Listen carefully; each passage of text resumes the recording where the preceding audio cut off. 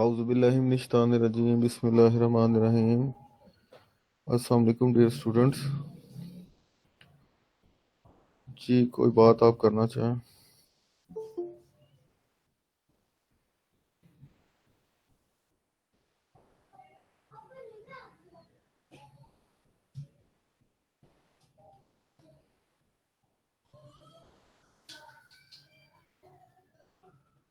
जी, कोई बात, कोई क्वेश्चन, एनीथिंग? आवाज़ आ रही है?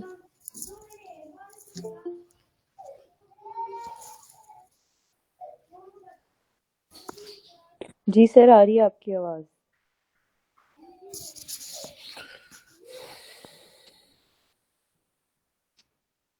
कोई बात नहीं करनी तो फिर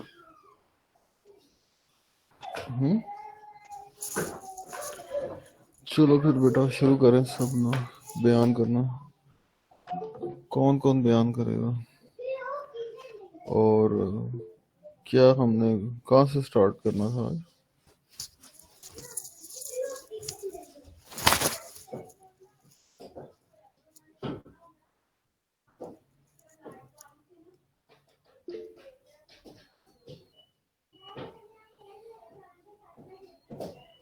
कहाँ से बयान करना था? यहीं से बयान करना था।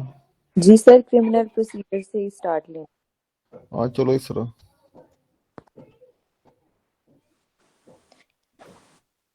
Yes sir.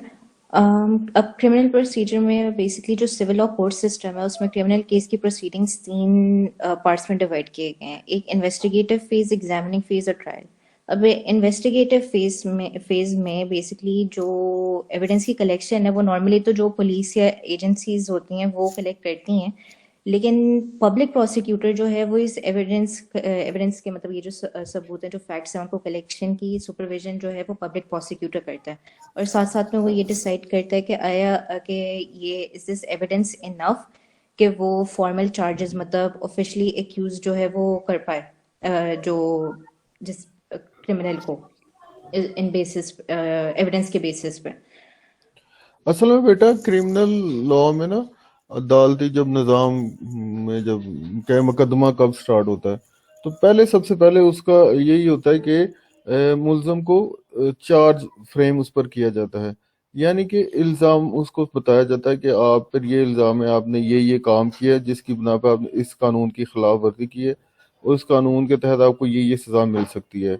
तो आपका क्या मौक़िफ़ है? आप इसको मानते हैं, आइदर यू प्लीड गिल्टी, और आप इनसे इनकारी है, और either you plead not guilty.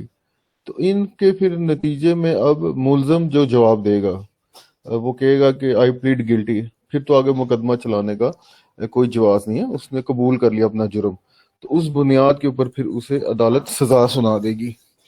हाँ, लेकिन ऑन द कॉन्ट्रेरी वो फिर कहता है, जो ज्यादातर केसेस में कहता है कि मैंने ये जुर्म नहीं किया, वो इनकार कर देता है, आई प्लीड नॉट गिल्टी। तो उस सूरत में फिर क्या है जनाब, उस सूरत में फिर अब अदालत प्रोसिक्यूशन को मौका देगी कि जनाब it's your turn, evidence, prosecution evidence.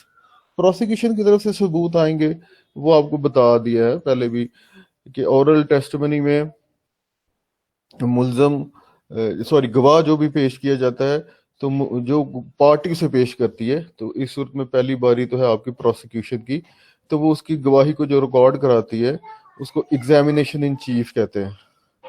Recording से ये लिटरली मुराद है कि उसकी गवाही को लिखा जाता है। ठीक है, डिपेंड करता है जज के ऊपर, वो खुद लिखता है मजिस्ट्रेट बीइंग, या वो फिर उसके साथ जो सबॉर्डिनेट स्टाफ है, हेल्पिंग स्टाफ है, वो लिखता है उसके ऊपर। वो फिर गवाह को पढ़ के भी सुनाया जाता है और उसके फिर साथ सिग्नेचर भी होते हैं। तो इंशाल्लाह जब आप कोड ऑफ क्रिमिनल प्रोसीजर पढ़ेंगे तो उधर लैंग्वेज क्या होनी चाहिए एंड सो ऑन तरीकेकार वहां पे आपको डिटेल में बात करेगी। अब इसके ऑपोजिट अब आ गया कि जो हम बात कह रहे हैं क्रॉस एग्जामिनेशन, तो इस मौके के ऊपर फिर क्रॉस करने का इख्तियार मुखालफ पार्टी को है।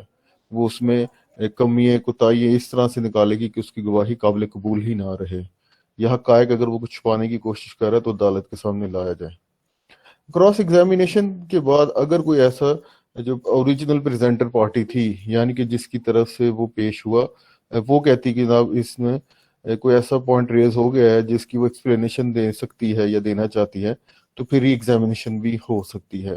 कानून में ये प्रोविजन मौजूद है। बहरहाल यहाँ ये हो गया आपका एविडेंस प्रोसिक्यूशन की तरफ से आ गया। इसके बाद जज जो है या अदालत है वो मुल्ज़म से सवालात करती है उन गवाहों उन शहादत या हकाइक की बुनियाद के ऊपर जो उसकी कोर्ट फाइल में या एविडेंस की फाइल में आ जाते हैं। उसको 342 की स्टेटमेंट कहते हैं, जो हमारी सीआरपीसी होती है उसके मुताबिक क्वेश्चन होता है, उसका वो जवाब देता है बगैर हलफ के। इंशाल्लाह आप वो भी कॉन्स्टिट्यूशन में जब बेसिक राइट्स पढ़ेंगे तो राइट अगेंस्ट सेल्फ इंक्रिमिनेशन भी है कि किसी बंदे को मजबूर नहीं किया जा सकता कि अपने खिलाफ ही वो गवाही दे या ऐसी कोई बात बयान करे जिससे उसके खिलाफ फौजदारी मशीनरी या उनके क्रिमिनल प्रोसीडिंग उसके खिलाफ स्टार्ट हो सकती है। उसके बाद फिर अगर वो चाहता है तो डिफेंस एविडेंस अपनी तरफ से पेश करेगा, और फिर अगर ना करेगा तो फिर दोनों साइड से आर्गुमेंट्स होते हैं। दलाइल के बाद अदालत फिर अपना फैसला सुना देती है। ये क्रिमिनल की है बातें जो कॉमन लॉ या पाकिस्तान में भी इसी तरह से और इस तरह में बता रही है। अभी तक तो इसने बताया कि इन्वेस्टिगेशन एजेंसी और उसके बाद एक ऑफिसर है प्रोसिक्यूटर, जिसे आप सरकारी वकील क्रिमिनल प्रोसीडिंग में भी कह सकते हैं। जी नेक्स्ट। सर मेरा पिछले साइड पे एक क्वेश्चन था, वहाँ पे वर्ड आता है वारंट फॉर्मल चार्जेस। अब वारंट जो है सर वो तो एक डॉक्यूमेंट भी होता है, और दूसरा वारंट का ये मतलब ये भी है कि कॉन्फर्मेशन। तो सर यहाँ पे इसकी क्या सेंस बनेगी कि legal the document of legal authorisation का है या कॉन्फर्मेशन? अब आपने बेटा दो जो बातें खुद ही बयान कर दी हैं, आपको इसका सवाल का मतलब पता ही है मेरे ख्याल में शायद। तो मुझे ये बताएं कि एक वारंट नाउन कौन सा है, वर्ब कौन सा है? सर वर्ब जो है वो एक्शन हो गया, मतलब कॉन्फर्मेशन, और अच्छा नाउन ये डॉक्यूमेंट हो गया। आई टू थिंक वर्ब वाला टू के बाद वारंट टू के बाद क्या लगता है? जी टू के बाद क्या आता है हमेशा? वर्ब। चलें जी, शाबाश, गुड, आपने अच्छी तरह बता दिया कि इससे ये फॉर्मल वारंट नहीं मुराद है। बहरहाल वो भी इंशाल्लाह कोड ऑफ क्रिमिनल प्रोसीजर में या कहीं और जिक्र आएगा। तो वारंट का भी बताऊंगा अब आप लोगों को, क्या क्या बताऊंगा मैं। आपको पूछेगा तो बता दूंगा ना, आपको नहीं पूछेगा तो फिर आगे चलो। हाँ, कोई नहीं जानना चाहता वारंट क्या होता है जी? देखो सुमुन बुकमुन है। वो क्या हो गया तुम लोगों को आज? सर बता दें। खामोश ऐसे बैठ जाते हो हैं?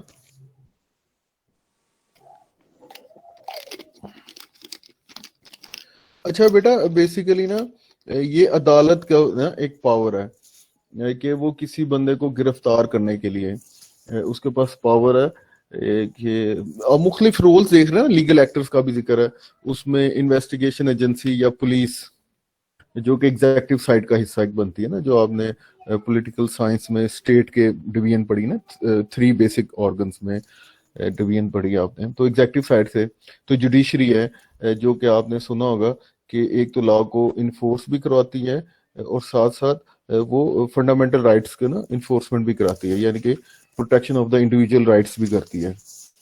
तो उसके पास ये पावर है देखने के लिए कि अगर किसी बंदे को अब गिरफ्तार करने के भी कई मकासद हो सकते हैं।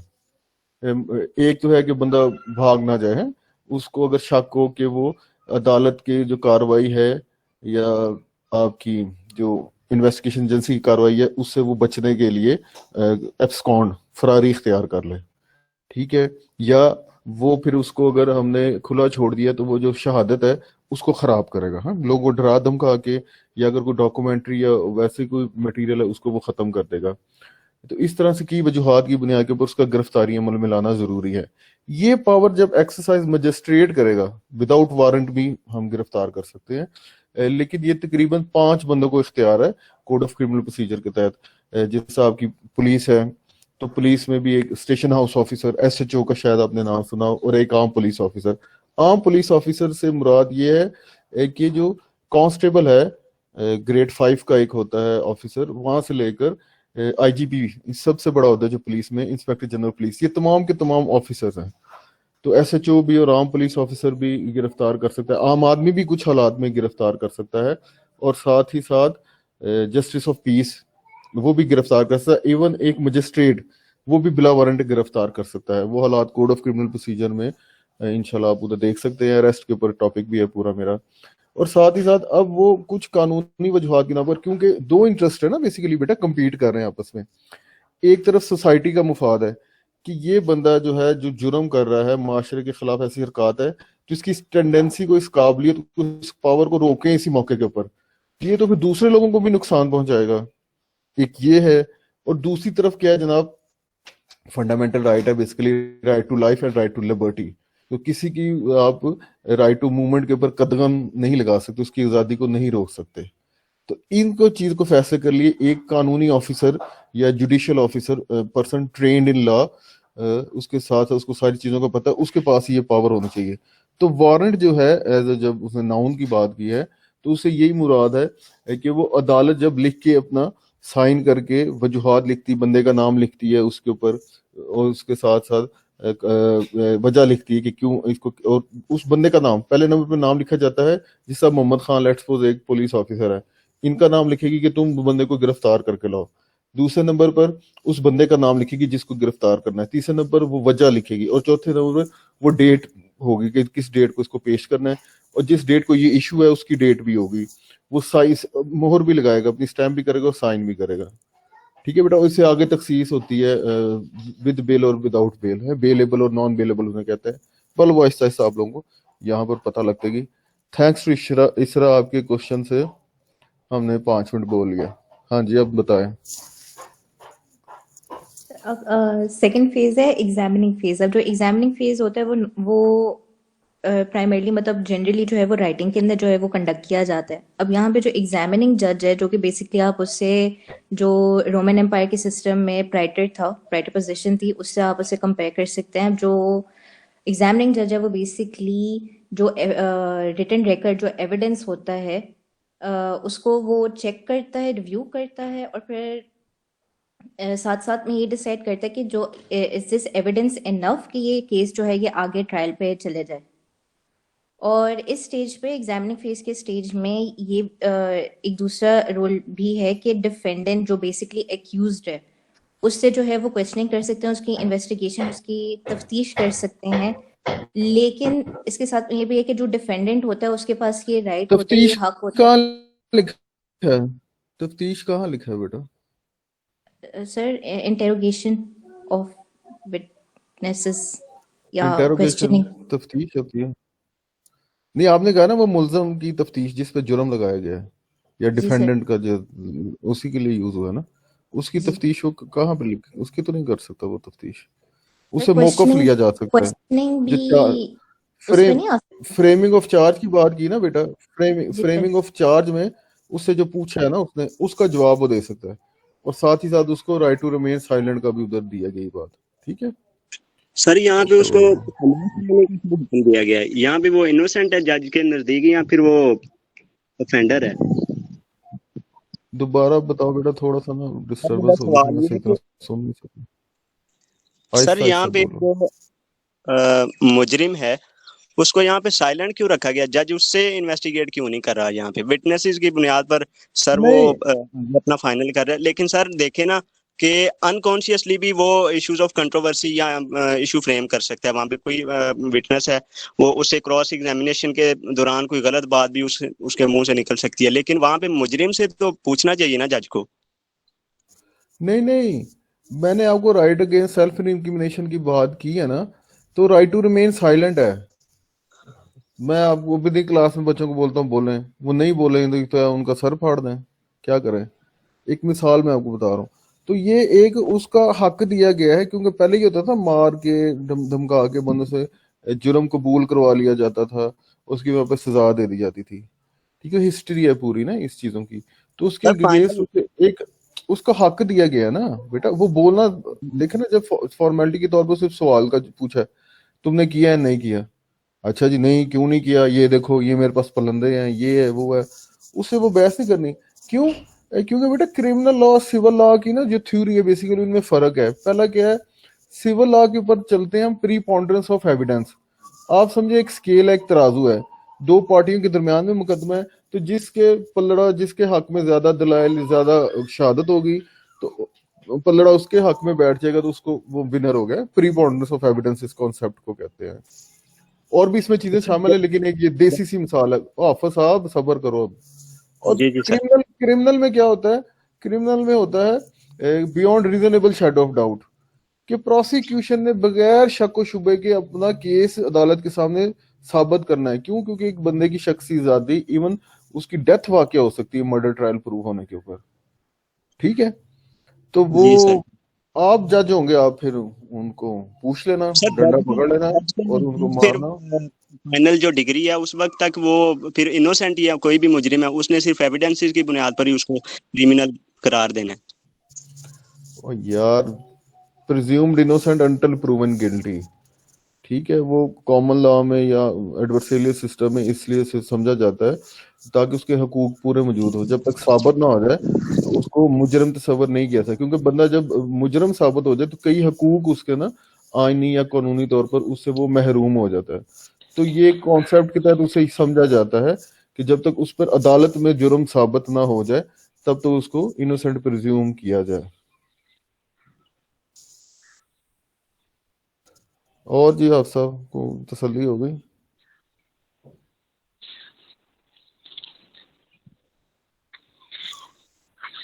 हाँ जी, आपको हाँ हूँ करेगा तो अगे चलांगे ना असी।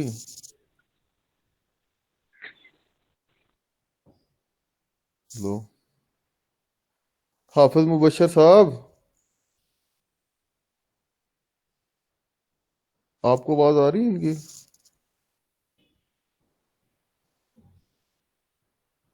क्यों भी इस तरह? नो सर, ने आवाज नहीं आ रही। ले, अब मैं इनका क्या करूं? मुझे क्या पता ये सेटिस्फाई हो गए हैं या इनको कोई और बात करनी है, या स्कूल में कोई आ गया इनके पास। बहरहाल चले, मोहम्मद खान यारी से पूछ लेना इसका कोई सवाल है तो। इसरा, अब नेक्स्ट बात करो।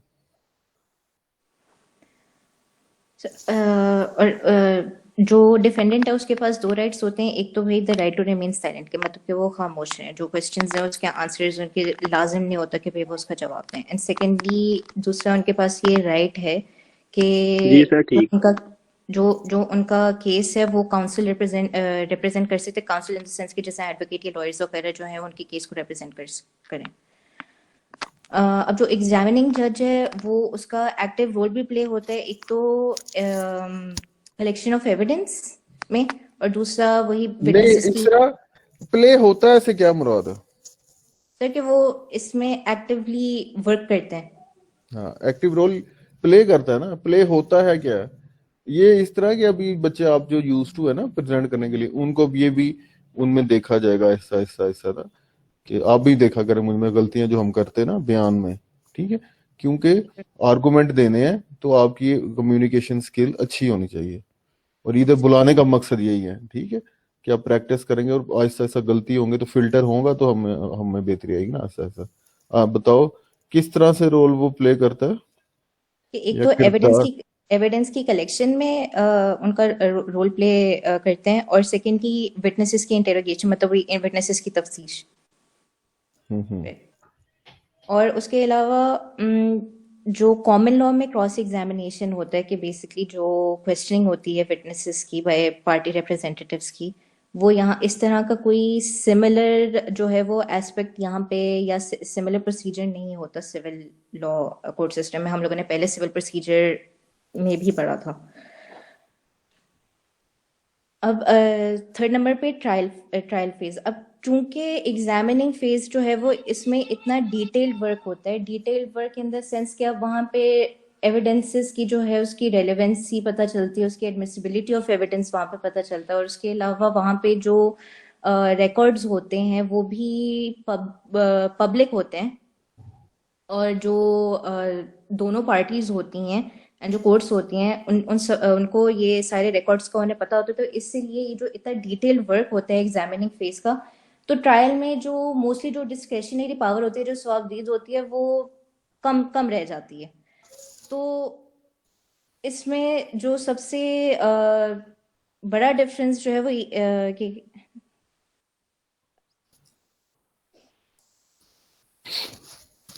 सर तो इसमें फिर बेसिकली ये होता है कि जो एग्जामिनिंग जज होता है वो ट्रायल जज को केस जो है वो प्रेजेंट करता है, एंड ट्रायल जज का सिर्फ ये काम होता है, वो ट्रायल का ये होता है कि उसके अंदर एक तो डिसीजन जो है वो पास होनी होती है, और एंड सेकेंडली जो लॉयर्स हैं उनको आर्ग्यूमेंट्स पेश करने का जो है वो ट्रायल पे मौका मिल जाता है, ऑयल आर्ग्यूमेंट्स। क्रिमिनल ट्रायल में एग्जामिनिंग जज नहीं बेटा पेश करता, वो भिजवा देता है। इन सेंस आप ये समझे ना, हमारे भी कमिटिंग मजिस्ट्रेट का कॉन्सेप्ट है, आपको पता लगेगा। वो भिजवा देता है, ठीक है। अब प्रोसिक्यूशन ने उसके सामने समझे कार्रवाई सी हो रही है, आप जैसा रिहर्सल साहब नहीं संभाले, किसी के सामने रिहर्सल करना, या एक्चुअली में कोई ड्रामा, कोई प्ले या कोई भी परफॉर्मेंस है वो प्ले करना, तो ट्रायल जज के सामने सिंपल उसको बयान करना है। और उसके मौके पर खास तौर पे फैक्ट्स के ऊपर, तो आप देख लें ना, क्वेश्चन ऑफ फैक्ट के ऊपर ऑलरेडी एग्जामिनिंग जज के मौके के ऊपर वो जिसका जुडिक्स और प्रेटर का रोल था, तो वो ही जो हिस्टोरिक डिवीजन है, उसी की बुनियाद के ऊपर इसी तरह से ये निज़ाम आपका इधर अभी तक आपका सिविल और ट्रेडिशन के जो कंट्रीज है वहां पे चल रहा है। लेकिन अब कुछ कंट्रीज के अंदर अब ज्यूरी ट्रायल का जो है, कुछ जिस तरह सीरियस क्रिमिनल मैटर्स है वहाँ पे ज्यूरी ट्रायल का जो है वो कॉन्सेप्ट इंट्रोड्यूस कर दिया गया है। ज्यूरी ट्रायल बेसिकली ये होता है कि ज्यूरी जो है वो एक ग्रुप ऑफ पीपल होते हैं जिन्हें ज्यूरर्स कहते हैं। वो उनको कोर्ट जो है वो एक सिचुएशन, मतलब एक क्वेश्चन देते हैं, और उस क्वेश्चन के बेस के ऊपर जो ज्यूरी का काम ये होता है कि उन्होंने फैक्ट्स जो हैं वो प्रेजेंट करने होते हैं जज को, और उन फैक्ट्स के बेसिस पे जो है जज जजमेंट अपनी पास करता है। सर मैंने इसका ये ढूंढा था, is this correct? Jury trial. क्या क्या दोबारा बताओ। सर ज्यूरी ट्रायल, जो ज्यूरी होती है वो basically a group of people जिन्हें ज्यूरर्स कहते हैं, उनको कोर्ट जो है वो एक क्वेश्चन जो है या एक सिचुएशन प्रेजेंट करते हैं जिसके ऊपर उन्होंने फैक्ट्स जो हैं वो फाइंड करने होते हैं, और फैक्ट्स को प्रेजेंट करना होता है जज को, और जज ने फिर उन फैक्ट्स के बेसिस के ऊपर जो है वो लॉ सॉरी जजमेंट जो है वो देनी होती है। सर हाँ मैंने जी, इसका ये ढूंढा था।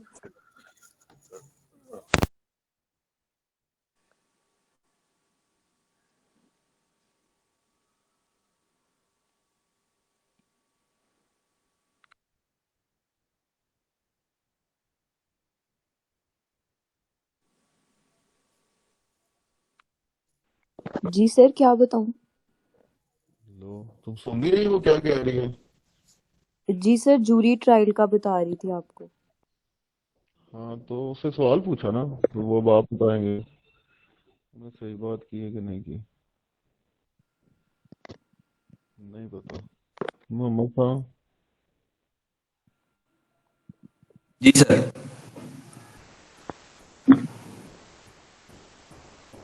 सर उन्होंने ठीक बात की है कि जूरी का यही रोल है कि उन्होंने जो क्वेश्चन ऑफ फैक्ट्स है बेसिकली उसको मद्देनजर रखते हुए जो फैक्ट्स को तलाश करना है, और उसके बाद फिर वो जो ट्रायल का बेंच है या जो जजेस हैं, जो एक जज है, सिंगल जज है या पैनल बना हुआ है, उनके सामने वो पेश कर देना है, और फिर वो जजेस भी है कि उन्होंने क्या फैसला देना है उसके ऊपर। यार मैं लास्ट टाइम सारा पूरी गुफ्तगू बताई थी कि कहाँ से ये स्टार्ट हुआ था, jury system. Sir civil procedure में उसका आया था।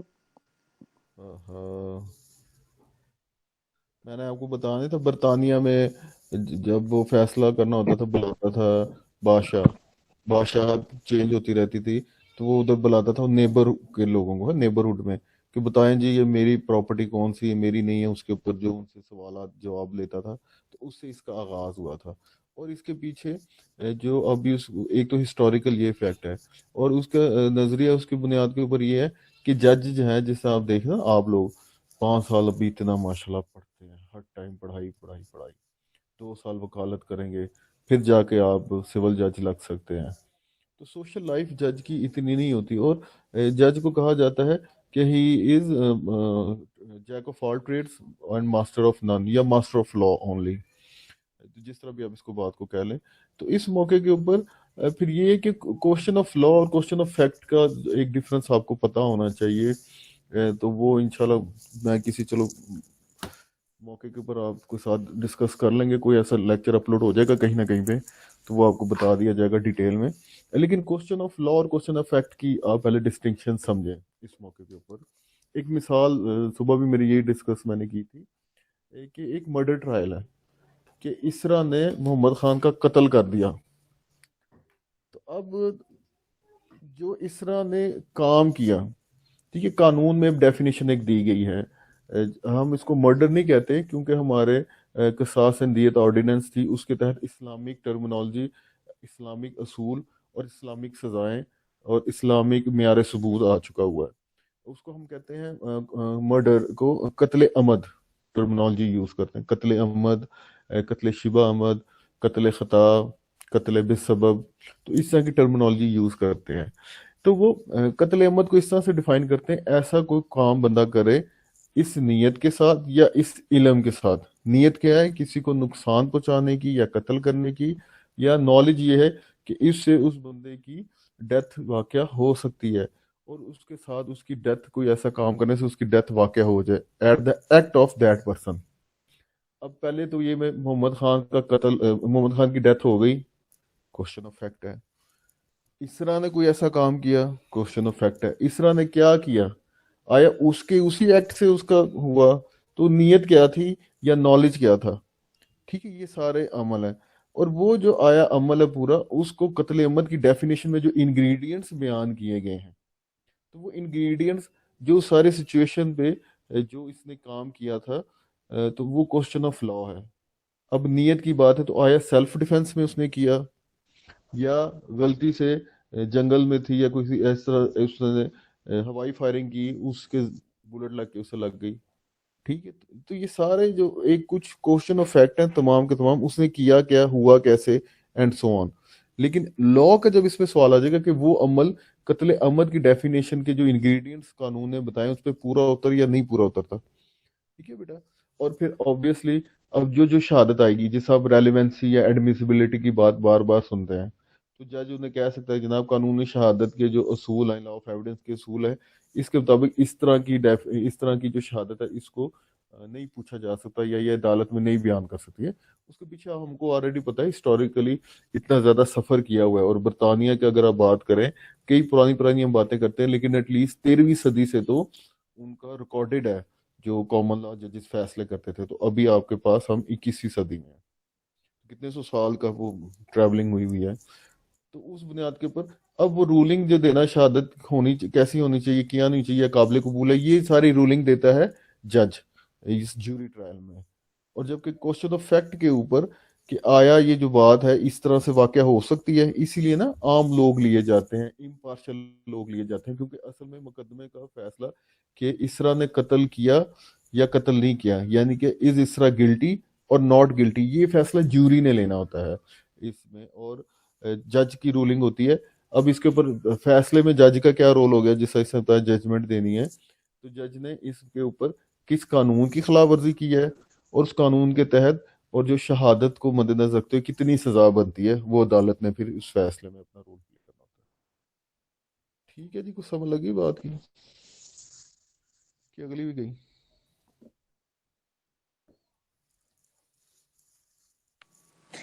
सर मेरा एक दूसरा भी क्वेश्चन था, लो, वो ये तो पिछले साइड सवाल से जवाब रिलेटेड। का सेशन है। ये आप लोगों ने अच्छा सर आई काम एम सो शुरू कर सॉरी। दिया है। नहीं बेटा, सर सॉरी की बात नहीं, मैं मजाक कर रहा हूँ आप लोगों से। सर पिछले उसके अंदर आया कि अब एक तो ये हो गया ना, ज्यूरी ट्रायल का सिस्टम कुछ सिविल लॉ कंट्रीज ने इंट्रोड्यूस किया। अब दूसरे के अंदर उन्होंने वहां पे लिखा हुआ है कि कॉम्बिनेशन ऑफ ले एंड प्रोफेशनल जजेस। अब सर क्रिमिनल केस के अंदर ले जजेस का क्या इस पे मकसद? मैंने नहीं सर्च की ना, अब क्योंकि सिविल लॉ में ना इतनी है, अब कई मामला है, तो इस पे बाकी मेरा भी क्वेश्चन है था। मैं कहा चलो कोई बात नहीं, छोड़ो, दफा मारो, बच्चों ने कहाँ पूछा इस बात के ऊपर कि क्रिमिनल में हम अगर कहेंगे ना ले जजेस का, तो मेरे हिसाब से वो यही है जो ज्यूरी का ना जो कॉन्सेप्ट है, हम जिसका वही नहीं कह रहे कि काम सारे अब कॉमन लॉ के फीचर्स भी हम आहिस्ता आहिस्ता अभी गुफ्तगू में कर आ रहे हैं। और जब हम खास तौर पे नेक्स्ट अपना जो टॉपिक को करेंगे, डिफरेंसेस इसमें क्या है थ्योरेटिकली, और अभी भी एंड पे भी ये बात आएगी है कि ट्रेडिशन क्या है और ट्रांजिशन क्या है, उसमें भी हम बात करेंगे कि नाम नहीं लेना, लेकिन काम तकरीबन वही होने शुरू हो गए हैं। ठीक है, अब इसको कंपैरेटिवली बिल्कुल एग्जैक्ट जो जवाब है वो फिर मैं इंशाल्लाह दूंगा, लेकिन ये ज्यूरी को वो बोले जजेस के नाम से उधर बिठा के काम तो वही कर सकती ना, और क्या कर सकती है? क्या ख्याल है आपका? जी सर। क्योंकि देखो ना इसरा बेटा, फैसला के इसरा ने कत्ल किया या नहीं किया, ये फैसला किसने किया बेसिकली? सर अगर ज्यूरी ट्रायल के ना तो ज्यूरी ने, बिकॉज ये क्वेश्चन ऑफ फैक्ट के ऊपर आ गया ज्यूरी ने किया ना। हाँ, सर। वो उस अमल से जिससे डेथ वाकई होगी खान में, उसका रोल है, और इस तरह ही कोई ऊपर सारी जो चीजें पॉइंट आउट कर रही हैं। हाँ, वो कत्ले अमद है तो मैक्सिमम सजा, कत्ले बिसबब है कम सजा, कत्ले शुबह अहमद है और कम सजा, कत्ले खता है तो और कम सजा, या बिल्कुल नहीं सजा हो सकती। ठीक है, सेल्फ डिफेंस में किया है, यानी कि प्राइवेट डिफेंस में आपने अपने आप को बचाते हुए, तो बिल्कुल भी कोई नहीं फिर पूछ कुछ। समझ है बातों को, वो फिर फैसला वो रूलिंग जज देगा इस मौके के ऊपर। दोनों का रोल ओके हो गया सर, ना थैंक यू बेटा। Sir, thank you sir. Next जी, एपलेट प्रोसीजर। एक मिनट, अभी ना मैं अपने मोबाइल पे हूँ तो मेरी ना काफी ज्यादा इसमें है। मरियम मंसूर, अस्सलाम वालेकुम मरियम मंसूर जी। आया नु, वेलकम बेटा। बेटा कितने बजे क्लास स्टार्ट हुई थी?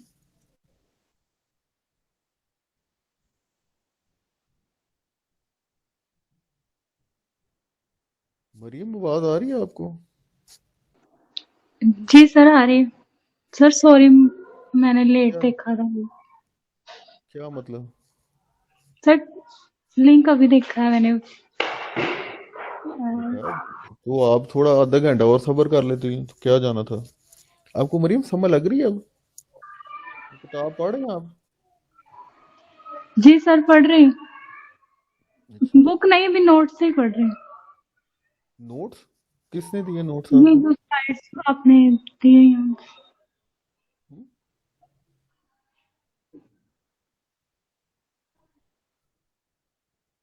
कुछ पूछ रहा हूँ मरियम आपसे।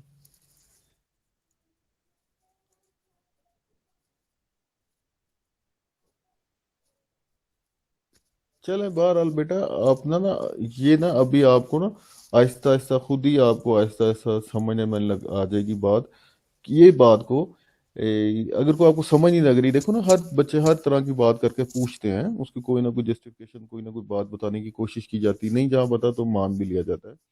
लेकिन ये अल्टीमेटली आप देखेंगे, अब जितना अपना लेथार्जिक एटीट्यूड है आप समझ लें, वाकई आपको जेन्युइन आप कोशिश कर रही हैं फिर भी समझ नहीं लग रही, जो भी है अल्टीमेटली इनके साथ फिर आप में और इनमें गैप काफी क्रिएट होता जाएगा, जो अल्टीमेटली डिग्री के बाद में जो जो आपके गोल्स हैं फील्ड में, करियर पाथ में, आपको वाज़ह तौर पर नजर आने लग जाएंगे। क्योंकि मकसद तो डिग्री देना तो नहीं ना है आप लोगों के साथ, झूठ ये तो एक फॉर्मेलिटी नहीं है। ठीक है, एक्चुअली में आपके साथ ये ब्रेनस्टॉर्मिंग की जाती है इस मौके के ऊपर, ताकि आपको वाकई फर्क हो कि ठीक है कि इस इंस्टीट्यूशन से आप पढ़ें और बाकियों से पढ़ें तो क्या फर्क है आप में। लेकिन बेटा ये लेथार्जिक एटीट्यूड, अनटूवर्ड एटीट्यूड, अब जो बच्चा के मुझे समझ नहीं आ रही और क्लास में ही इज और शी इज 50 मिनट्स लेट, ठीक है बेटा, अगर वो 90 मिनट्स की क्लास है तो फिर उसके मतलब क्या राय काम कोई कर सकता है?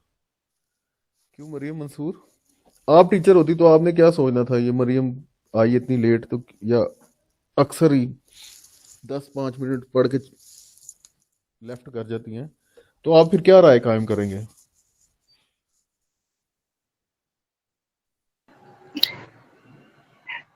सर सॉरी, आइंदा नहीं होगा, लेट नहीं होगा। नहीं, अब मैं तुम्हें थोड़ी कह रहा हूँ सॉरी करो, मुझे एक सवाल पूछा है तो उसका जवाब दो ना। मैंने आपको कब कहा सॉरी करो? मैंने आपकी पार्टिसिपेशन के ऊपर नंबर थोड़ी काटना है, पेपर दूंगा, पेपर को हल करोगे, जो उसमें परफॉर्मेंस होगी कंपैरेटिवली उतने नंबर आ जाएंगे, उसमें क्या है? कई बच्चे रातों रात वो सारा तैयारी कर सकते हैं। हाँ, मैं आपसे ये सिंपल सवाल पूछा कि आप क्या राय कायम करोगे जो मैंने आपके सामने प्रोपोजिशन या तजवीज रखी है।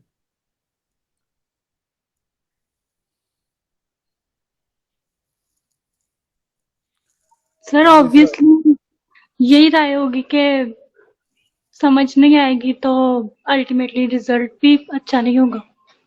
नहीं, मैं कह रहा हूँ आपके मतलब क्या राय कायम की जाएगी कि आप अब कहती हैं एक बच्चा जो रेगुलर है, ठीक है, उसने वो पूरा पढ़ा है, उसके क्वेश्चन आंसर से पता लग जाता है ना जो बंदा ट्राई कर रहा है नहीं कर रहा। एक बच्चा मुसलसल कह रहा है कि उसको नहीं समझ आ रही है, लेकिन क्लास में उसकी पार्टिसिपेशन भी नहीं है। अगर एक बच्चा आई 50-50 मिनट लेट रहा है तो उसके मतलब मैं बताऊं आपको टीचर क्या राय कायम कर रहा है, कि जेन्युइन उसे समझ नहीं लग रही कि बहानेबाजी है? सिंपल मैं ये क्वेश्चन आपसे पूछा। नंबर शंबर छोड़ो, वो तो इंशाल्लाह आ जाएंगे आपके।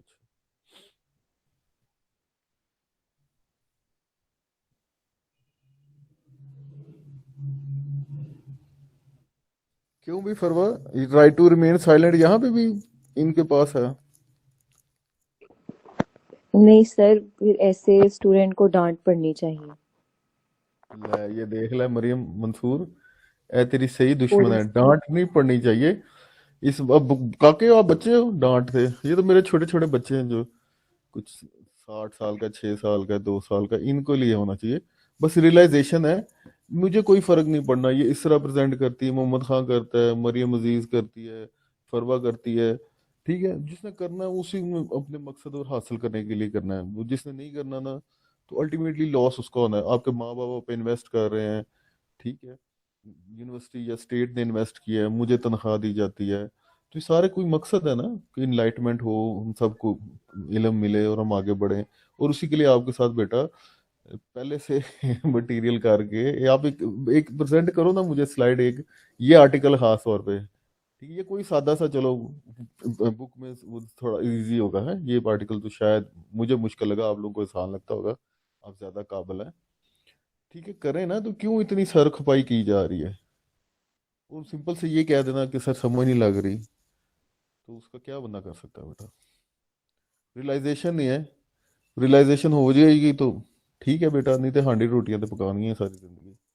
अच्छा जी, नेक्स्ट क्रिमिनल प्रोसीजर तक अगर किसी का कोई क्वेश्चन है तो काइंडली पूछ लें। कोई बात समझ नहीं लगी तो फिर कौन बताएगा एपलेट प्रोसीजर। क्यों भी फरवा, कौन बताएगा। मोहम्मद खान का हाथ था, ठीक है, हाँ मोहम्मद खान आप बताओ फिर। क्वेश्चन नहीं है अगर किसी का।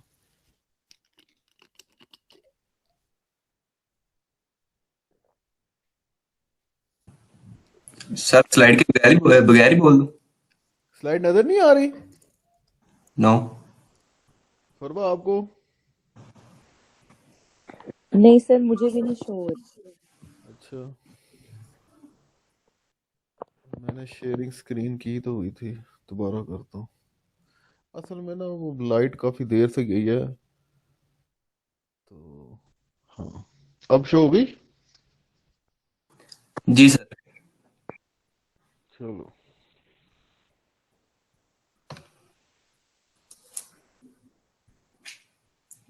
तो अब इधर से सर स्टार्ट हो रहा है हमारा अपीलेट प्रोसीजर। तो उन्होंने सिविला सिस्टम के हवाले से बताया कि सिविला सिस्टम में थ्योरेटिकली डिनोवो रिव्यू का कंसेप्ट है। और जैसे कि कॉमन लॉ पर हम बात करें, कॉमन लॉ सिस्टम में अपीलेट स्टेज पर सिर्फ और सिर्फ क्वेश्चन ऑफ लॉ पर हम बात कर सकते हैं, मतलब उनमें क्वेश्चन ऑफ फैक्ट्स नहीं दे सकते। इसी तरह उसके ब्रक्स, बिल्कुल ब्रक्स, कॉमन लॉ सिस्टम के ब्रक्स इधर सिविल लॉ सिस्टम में क्वेश्चन ऑफ लॉ और क्वेश्चन ऑफ फैक्ट्स दोनों फैक्टर्स पर हम मद्देनजर रखेंगे, तो उसके बाद जो है वो कोर्ट है वो फैसला देगी। और डिनोवो ट्रायल का इन्होंने मतलब बताया हुआ है कि डिनोवो ट्रायल का मतलब है कि ट्रायल को नए सिरे से शुरू करना। और अगर हम इसकी डेफिनेशन को देखें तो उसमें हम ये कह सकते हैं, trial de novo is usually ordered by an appellate court when the original trial failed to make a determination in a manner directed by law. अच्छा, तो ये आपने जो इतनी बातें बताई हैं, इंटरमीडिएट एपीलेट रिव्यू से क्या मुराद है। Intermediate sir intermediate appellate review से सर मुराद है कि ये जो कोर्ट्स हैं, अपीलेट कोर्ट्स हैं, वो एडिशनल टेस्टिमोनियरी डॉक्यूमेंट जिसको जो एडिशनल नहीं टेस्टिमोनी। नहीं नहीं नहीं नहीं नहीं नहीं, इंटरमीडिएट आप समझे, दरमियानी यहाँ पे यूज हुआ इन अ सेंस, ठीक है। जी सर। कि देखे ना, जैसे हम पाकिस्तान की मिसाल की बात करें, आप सबॉर्डिनेट कोर्ट्स हैं, कोर्ट ऑफ सेशन है, शायद आपको बताया होगा हसन साहब ने, आपका मजिस्ट्रेट की अदालतें, सिविल जज की अदालतें हैं, इनकी अपील जो हमारी हायर कोर्ट्स कहा जाता है, तो दो कोर्ट्स का तो आपने कम से कम नाम सुना, high court and supreme court. तो हाई कोर्ट है वो दरमियानी लेवल की समझे अदालत है एपलेट रिव्यू पे, उसके ऊपर भी अदालतें होती हैं। और बात जब आप कर रहे थे डिनोवो का, आपने अच्छा बताया, ठीक है, आपने सर्च किया, बिल्कुल सही बात की।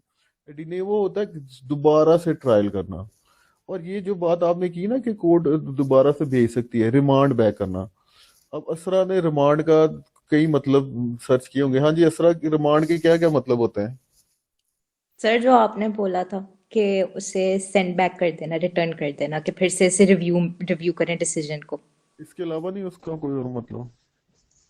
नो सर, लीगली तो नहीं है, लाइक लीगल डेफिनेशन में तो लीगली नहीं है। नहीं, लीगली है। रिमांड कर देना, कस्टडी में दे देना। मुलजम जब गिरफ्तार किया जाता है ना, तो 24 घंटे की पावर होती है पुलिस के पास, without presenting him before the magistrate वो रख सकते हैं, लेकिन 24 घंटे के अंदर मजिस्ट्रेट के सामने उसे पेश करना है। और फिर मजिस्ट्रेट उधर फैसला करता है कि उसको कस्टडी को पुलिस के हवाले करना है, तब उसे कहते हैं फिजिकल रिमांड या फिजिकल कस्टडी में दे देना, रिमांड दे देना।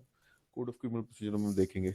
और इसके बरक्स अगर मुलजम को अदालत कहती है कि नहीं इसको वो पुलिस की कस्टडी में नहीं देना और बेलेबल वो ऑफेंस नहीं है, तो पुलिस उसको फिर अपना हवालात में भेज देगी, तो उसको कहा था वो जुडिशियल रिमांड में, जुडिशियल कस्टडी में। ठीक है, तो रिमांड के लिए बार बार बुलाने का लफ्ज भी वो इस्तेमाल हो सकता है कि पुलिस को दे दी है, अब हमने इसको रिमांड किया है कि पुलिस इस बंदे को लेकर दोबारा से आए। ठीक है, इन सेंस में भी यूज होता है कि प्रैक्टिकली कस्टडी किसके पास है, रिमांड उसको भी कहते हैं। और जो उधर हमें बता दिया मोहम्मद खान ने कि अदालत एक अदालत ने फैसला दिया मुकदमे करके, वो अब चैलेंज हो गया, क्योंकि अपील में तो वही बंदा जाएगा ना जो ना खुश होगा उस फैसले से कि जनाब देखिए ये फैसला दुरुस्त नहीं किया। अच्छा जी, इस बुनियाद पर दुरुस्त नहीं किया। अच्छा जी, अब सिविल लॉ ट्रेडिशन में क्या है कि ऑल्दो है उसके पास पूरी पावर, ये भी पावर है कि दोबारा से वो एडिशनल टेस्टिमनी या सबूतों को अलाउ कर सके। क्वेश्चन ऑफ फैक्ट के लिए सबूत ही चाहिए होते हैं ना बेटा, लेकिन ये जरूरी भी नहीं है। लेकिन ये पावर फिर भी उधर है। ठीक है, कि वो करे। हम कॉमन हाई कोर्ट में है, तो यहाँ पे सबूत दोबारा से नहीं लिए जाते। ठीक है, अदालत जो है या तो वो केस को रिवर्स भी कर सकती है, मॉडिफाई भी कर सकती है, रिमांड भी कर सकती है। ओबीसी उसका जिक्र जब आएगा तब वो कर लेंगे। लेकिन डिनोवा से ये मुराद है कि दोबारा से वो अदालत कर लेगी। लेकिन ज्यादातर जो उधर है क्रिमिनल केसेस में वो फैक्चुअल रिव्यू नहीं किया जाता, बल्कि रिमांड ही ज्यादा किया जाता है। जी नेक्स्ट मोहम्मद खान, किसका क्वेश्चन हो तो किस वक्त भी टोक सकता है। और इसके बाद है कि जैसा कि जर्मनी में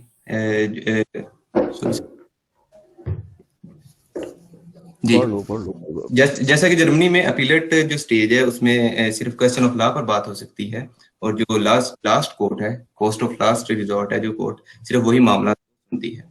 जबकि जो फ्रांस में कोर्ट ऑफ कैसेशन का सिस्टम है उसमें भी क्वेश्चन ऑफ लॉ पर ज्यादा फोकस होता है, बल्कि फोकस इसी पे क्वेश्चन ऑफ लॉ पर होता है, और उसी की बुनियाद पर अदालत जो अपना डिसीजन देती है।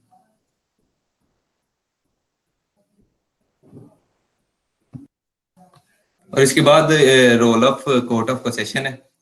इस कोर्ट का इन्होंने रोल ये बयान किया है कि या तो ये लोअर कोर्ट के फैसले को ही अफर्म कर देगी, उसी को लागू कर देगी, या जो रिमांड है उसको बैक कर देती है और अदालत को इन कुछ पॉइंट्स दे देती है कि इन पॉइंट्स पर आपने जो क्वेश्चन ऑफ लॉ है उसको मद्देनजर नहीं रखा या इसमें कुछ कमी पेशी है, तो उसके लिए वो दोबारा रिमांड को बैक कर देगी लोअर कोर्ट को, और उसको कहेंगे कि इसको रीहियर करके इन पॉइंट्स को क्लियर किया जाए।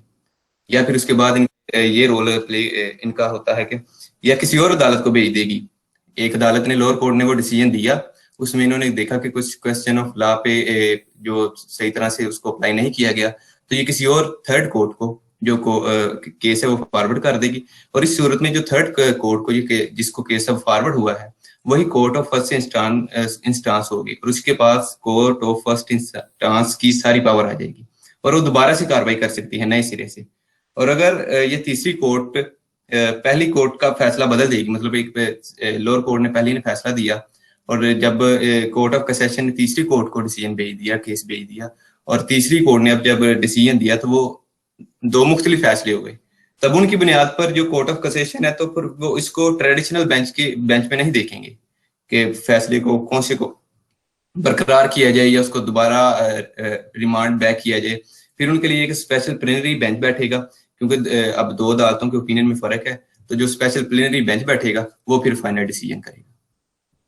प्लीनरी बेंच से मुराद ये, आपने याद होगा शायद आपको कि 100 जजेस हैं और वो 6 बेंचेस थे उधर, 3 सिविल के थे, एक क्रिमिनल का था, एक कमर्शियल का था और एक आई थिंक सो लेबर का था।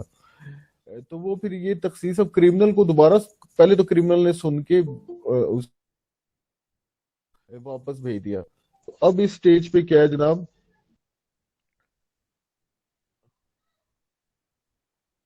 स्लाइड शो हो रही है बेटा अभी भी? जी सर। अब वो है कि वो क्रिमिनल बेंच या क्रिमिनल वो जो उसका है वो नहीं सुनेगा, बल्कि अब नया बेंच बनेगा, ज्यादा जजेस होंगे उसमें और दूसरे स्पेशलिटीज के भी लोग ले जाएंगे। मकसद उसका ये कि यूनिफॉर्मिटी रहे कानून में। ठीक है, कि अगर दो तरह से अदालतों ने निचले लेवल पे फैसले दे दिए बिल्कुल ऑपोजिट, तो इसमें ऐसा इसको देखने की जरूरत है ताकि हम कानून को वन फॉर ऑल सेटल करते हैं, बार बार इन मामलात में ना हो। तो इसलिए वो समझे एक बड़ा बेंच, जिसे हम कहते हैं ना लार्जर बेंच अपने इधर इस सिलसिले में, तो उसकी बात वो कर रहे हैं। फिर क्या होगा जी? उसके बाद ये जो कोर्ट ऑफ कैसेशन है इसके पास डिस्पोजिटिव रूलिंग का भी इख्तियार है। और डिस्पोजिटिंग रूलिंग जो रूलिंग है इसके इख्तियार से मीनिंग ये है कि पिछली अदालत का जो जो फैसला दिया लोअर कोर्ट ने उसको ये खारिज कर सकते हैं।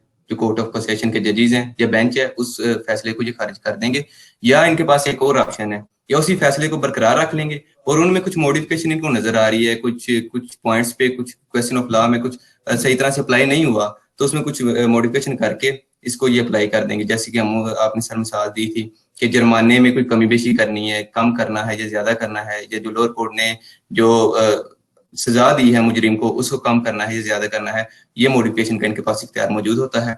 या फिर इनके पास लोअर कोर्ट को रिमांड बैक भी कर सकती है, जो हमने पिछली स्लाइड में भी हमने डिस्कस कर लिया है।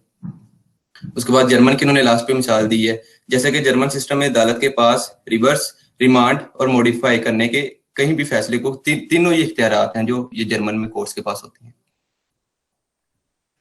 हाँ जी, कौन बताएगा रिवर्स से क्या मुराद है, रिमांड से क्या मुराद और मॉडिफाई से क्या मुराद है, मोहम्मद खान के अलावा?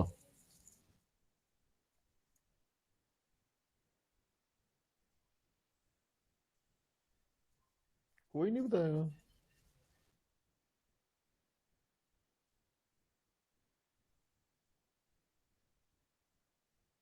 हम्म, मरियम अजीज, आपको भी नहीं पता है? मरियम फरवा, पार्टिसिपेंट की देख के बताओ लिस्ट। जी मरियम सर। अजीज है क्या? जी सर, नहीं पता इसको क्या? जी जी सर, सर, रिमांड बैक का मतलब होता है कि जो जिस अदालत से उसने पहले फैसला लिया लोअर कोर्ट उसको ही वापस भेज दे। रिवर्स का अच्छा। मतलब होता है कि उसको, मतलब अगर फैसला उसको आया कि उसको जो भी मुल्जिम है उसको रिहा कर देना है, तो वो उसको कैद भी दोबारा कर सकता है। हम्म, और और मॉडिफाई से क्या मुराद है? मॉडिफिकेशन मतलब मॉडिफाई भी कर सकता है, जैसे अंदर कोई उसके अंदर लिखा हुआ इसको इतनी सजा मिली है, या उसकी सजा कम भी कर सकता है, ज्यादा भी कर सकता है। हाँ, सजाए मौत से उम्र कैद भी कर सकता है, उम्र कैद से सजाए मौत भी कर सकता है, एंड सो ऑन। ठीक है बेटा, यहाँ तक अब एपलेट प्रोसीजर के हवाले से मुख्तसर सी गुफ्तगू है। ऑब्वियसली जब जिस जिस मौके के ऊपर इसके आपको ज़रूरत होगी आपको डिटेल में उधर आपका आ जाएगा। तो यहाँ पे कोई आपका कोई क्वेश्चन हो या कोई बात समझ नहीं लगी या कोई ऐड करें या कोई इख्तलाफ फिर आया? जी एनीवन सर बोलो। मैंने प्लेनरी सेशन से रिलेटेड पूछना था। मैंने आपके लास्ट लेक्चर में वहाँ पे आपने बताया था कि प्लेनरी जो सेशन होता है उसमें मैक्सिमम जो है 19 जजेस बैठते हैं। तो अब क्योंकि वो जो कोर्ट ऑफ कैसेशन था वो तो 100 जजेस के ऊपर कंपोज्ड था, तो ऐसा भी होता है कि मतलब 100 के 100 जज ही कोई ऐसा सेशन करें या मैक्सिमम 19 ही है? नहीं, मेरी राय में 19 है। मूवी मैंने सर्च की थी, तब मैंने ये पढ़ा था, उसी बुनियाद के ऊपर मैंने कहा था। तो मैंने नहीं कभी सुना कि 100 के 100 जज बैठे। आप भी सर्च करें, चलें डिटेल में, तो मैं भी सर्च करता हूँ, शायद 100 के 100 जजेस हों। सर्च करके बताएंगे फिर आप? जी सर ठीक है। अच्छा जी, हाँ जी। और किसका क्वेश्चन?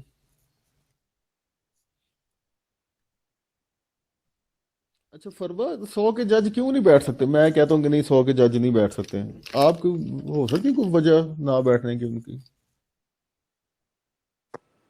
सर आपकी आवाज कटी है, मुझे समझ नहीं आया, दोबारा पूछ लें। मैं कह रहा हूँ कि आप कह रही कि 100 के 100 जज कभी बैठे हैं या बैठते हैं, तो मैं आपसे पूछता हूँ कि इसके हक में और मुखालिफ क्या दलील हो सकती है कि 100 के जजेस का अगर रिक्वायरमेंट कर दें कि प्लीनरी सेशन में पूरे के पूरे जजेस बैठेंगे और 100 तादाद उनकी होगी, तो is it possible? Sir no. या मुश्किल है? इस तरह के जी सेशन को कंडक्ट करना, इतने जजेस को करना, और वो 100 अगर वही उसी केस को अगर इतना वो करना शुरू करते हैं, है ना। चलो जी सर। अच्छा जी, नेक्स्ट कौन बयान करेगा? ट्रेडिशन एंड ट्रांजिशन, इसरा और मोहम्मद खान के अलावा। सर मेरा भी हैंड रेज है। फरवा के अलावा और कोई है? फरवा सर अभी तक तो कोई और नहीं है। वजह सोए हुए हैं कि बयान नहीं करना चाह रहे? क्यों भी मोहम्मद खान, तुम्हारे बॉयज में तो सबसे कम पार्टिसिपेशन होती है। आप होते हो कभी, वो एक लड़का है उसका नाम नहीं, मुझे मुआज मेरा ख्याल है, कौन है वो बेचारा, फरहान है सर। फरहान, हाँ। बाकियों को क्या है? सर आप इस तरह कर लिया करें कि आप इस लेक्चर में बता दें। लेक्चर में मैंने नहीं नहीं ना ठीक है सर। ये तो वॉलंटरी है ना, और वो खुद ही आप बंदे को हो जाएगा ना। देखो, जो पहले हाथ खड़ा करेगा उसी तरह, इस तरह तो पहले आप खड़ा करते तो आप बोल लेते, फरवा खड़ा करती फरवा बोल लेती। ये तो नहीं ना बेटा हो सकता। हम तो कहते हैं खुद ही बोलो, खुद ही बयान करो। वो छोड़ दो, मास्टर मारेगा तो बोलना है या करना है।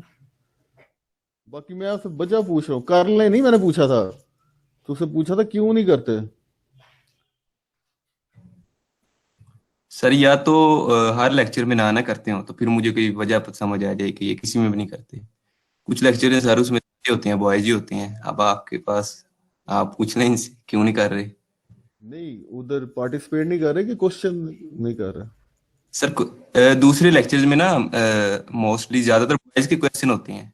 पार्टिसिपेट सर ये प्रेजेंटेशन वाला, ये प्रेजेंट करने वाला, ये तो इस लेक्चर में है ना सिस्टम स्टार्ट हुआ। उससे पहले तो ऑनलाइन ऐसा नहीं था किसी में भी, तो उसमें नहीं, ये करते हैं बॉयज ही करते असल में ना, तो हम वो सेमिनार बेस्ड सिस्टम है ना, कि डिस्कशन हो उन बातों के ऊपर। एक हैं। जी सर। रेपिटेशन भी हो जाती है, मुझे भी अंदाजा हो जाता है कितनी समय लग रही है, क्या हो रहा है, कहाँ पे मुझे इंटरजेक्ट करना है, कहाँ पे मुझे ज्यादा डिटेल बतानी है, कहाँ पे जो आपने बता दी बात काफी है, ठीक है, उधर उसको रिपीट करें। तो देखो, म्यार तो आप अब उसी क्लास में से हो ना, सैंपल में से उस नमूना हो ना, जो बच्चे बयान कर रहे होते हैं। तो मुझे फिर मेरी एफर्ट और कितनी रिक्वायर होनी चाहिए, वहां तक तो मैं बात बयान कर देता हूँ। और इस सब ये भी मुझे पता लग जाता है, हमारा वो काम भी चल रहा था, और साथ साथ उस पॉइंट के ऊपर जिन जिनके क्वेश्चन होते हैं वो आ जाते हैं एक ऑर्गेनाइज्ड वे में, हैपहैज़र्ड वे में।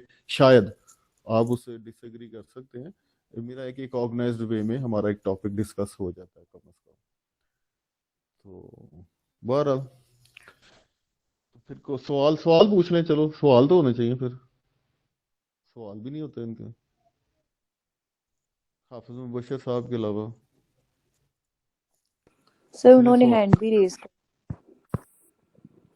हाफिज साहब क्यों हैंड रेज किया आपने? सर आई थिंक एक्सप्लेन करने ओए, के लिए तुमसे शायद। नहीं पूछ रहा मैं, और तुमसे नहीं पूछ रहा बेटा। हाफिज का है तो हाफिज ने बताना है। हाँ जी। सर वो गलती से हैंड रेज हो गया वैसे, लेकिन ये था कि प्रेजेंटेशन दी थी फरवा आपने सर। सुन लो, फरवा सुन लो तुम। मुदई चुस्त गवाह सुस्त, क्या होता है? सर मुदई तो सुस्त गवाह काफी देर सुस्त। तक तो देखो, इसलिए आप अच्छे बच्चे हो ना, आपने अच्छा गुमान किया। तो हाफिज साहब तो, उनकी क्या बेचारे की इतनी, क्या के हम। अच्छा, कोई बयान करेगा कि मैं फिर ऑफ कर दूं सेशन? सर प्रेजेंटेशन दी थी मुझे आपने, सर कहते हैं तो मैं प्रेजेंट कर देता हूँ। मैंने कौन सी प्रेजेंटेशन दी थी आपको? सर आपने कहा था ना कि किसी भी टॉपिक पे आप प्रेजेंट कर देना नेक्स्ट लेक्चर में। अच्छा, कौन सा टॉपिक सिलेक्ट किया आपने? सर ये origin of civil law system. अच्छा, चलो फर्स्ट वो लेक्चर खत्म, सर। अब पहले खत्म तो हो जाए ना, फिर आपका इंशाल्लाह। चलो, आपका आ गया है, अब आप तैयार हो, किसी टाइम भी आपसे ले लीजिए, हैं। हाँ जी, फरवा, फिर आप भी बताओ बेटा, बाकी देख लो, हम तो सबको मौका दे रहे हैं। मरियम अजीज ने भी बोल लिया अब तो, है। चलो, अब आप बताओ बेटा। सर अब यहाँ पे सिविल लॉ सिस्टम में वो जो भी उनका सारा सिस्टम है उसकी बेस से रिलेटेड बात कर रहे हैं कि जो नहीं, बेसिक ट्रेडिशन और ट्रांजिशन, इसको पहले बेटा थोड़ा शायद आप बयान कर सकोगे। और लीगल एक्टर्स सर ट्रेडिशन क्या, ट्रांजिशन से क्या मुराद है? सर लीगल एक्टर्स सबसे पहले हम देखते हैं कि जैसे अगर हम कॉमन लॉ सिस्टम की बात करें तो लेजिस्लेटर्स हैं, जजेस हैं, या जो ये कोर्ट में जो भी लोग हैं उनको लीगल एक्टर्स कहा जा सकता है। लेकिन अगर हम लोग सिविल लॉ सिस्टम में देखें तो उसमें लीगल स्कॉलर्स भी हैं। तो ट्रेडिशनली उनका क्या रोल था और उसके बाद जो उसमें फर्दर ट्रांजिशन होती रही, मतलब टाइम टू टाइम चेंजेस आते रहे, तो ये ट्रेडिशन एंड ट्रांजिशन है।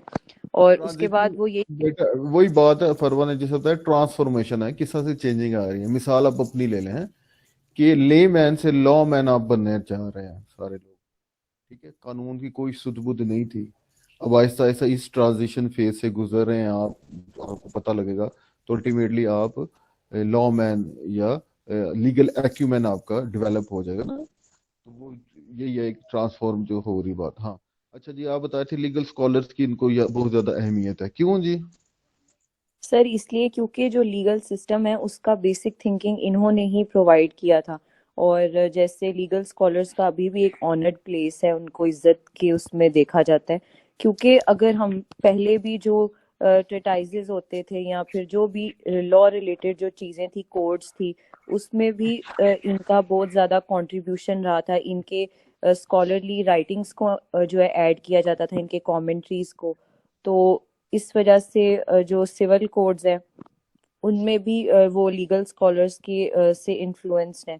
तो उसके बाद जब हमने वो रोमन रीजन में भी प्रेटर्स और ले जजेस का देखा था कि उन्हें भी अगर कोई एडवाइस चाहिए होती थी तो वो ये इन्हीं लीगल स्कॉलर्स के पास ही जाते थे।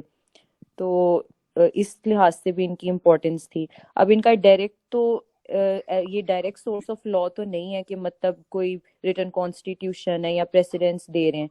लेकिन जो इनका डॉक्ट्राइन है, जो कि आर्टिकल में भी एक वर्ड मेंशन था, फोकलोर, जिसको लीगल साइंस के तौर पे भी हम देख सकते हैं, उसकी बहुत ज़्यादा इम्पोर्टेंस है और हाईली वैल्यूड है, उसको बहुत कंसिडर किया जाता है हर लिहाज से।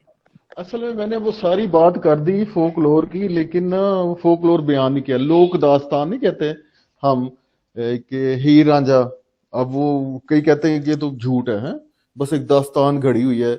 लोग ना दास्तानें सुनाते थे, तो उसको दास्तानों को सुन के लोग फिर उन्हें पैसे देते थे या खुश होते थे। तो इस तरह से वो बात है कि ट्रेडिशनली एक बात चली हुई है जिसे फोकलोर है, फोक सॉन्ग्स भी आप जिन्हें कहते हैं, ठीक है। शादी ब्याहों पे अमूमन हमारे जो शायद अभी भी अगर जो ढोलकी पे गाने बजाए जाते हैं तो वो हमारे लोग गीत ही है ना बेसिकली। तो इस तरह से बात थी। हाँ जी, नेक्स्ट बेटा।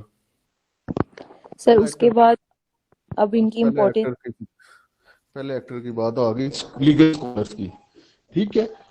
दूसरा क्या है जी? लेजिस्लेटर। बोलो। अब लेजिस्लेटर्स का वो इस तरह से बता रहे हैं कि जैसे अब जो कोई कोड्स होते हैं, लॉज हैं, तो उनमें अगर कोई कमी पेशी है तो उन्होंने जो लीगल स्कॉलर्स ने जहाँ पे उस डिफेक्ट को हाईलाइट करना है, उन्होंने उसको देखना है और फिर मतलब बेसिकली लीगल स्कॉलर्स ने ही जो एडवाइस देनी है या जो उन्होंने स्ट्रक्चर बताना है उसके अकॉर्डिंग लेजिस्लेटर्स ने काम करना है, यानी इन्फ्लुएंस है बहुत ज्यादा। और उसके